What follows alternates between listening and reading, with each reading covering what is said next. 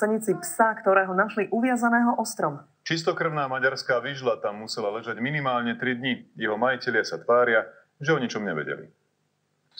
Pes akoby zázrakom prežil. Náhodou našla policajná hliadka, ktorá sa okamžite postarala o prevoz do útulku. V danej chvíli nebolo vôbec isté, či prežije.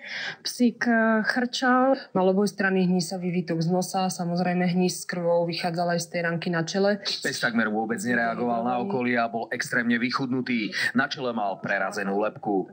Tie okraje sú úplne hladké. Skrátka je to čistá práca. Bude to nejaká strelná zbraň alebo jatočná pištoľ na ošípané. Je úplne zázrak, že pri tých nočných teplotách tam vôbec prežil. Za posledné 3 mesiace to bol asi 8. prípad u nás na klinike. Majiteľa psa sa podarilo vypátrať. Ako surovosť voči zvieraťu vysvetlil?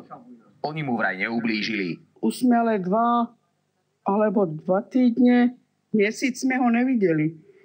Niekde ho našli. Prípadom sa zaoberá aj polícia. Osud postreleného psíka je však neistý. Vďaka Bohu sa ozvalo kopec dobrých ľudí, ktorí jednak prispeli na jeho liečbu, na jeho záchranu, jednak majú záujem o to adoptovať si ho, ale ako som povedala, je ešte úplne predčasné hovoriť o jeho osude. Michal Bujna, televízia Markíza.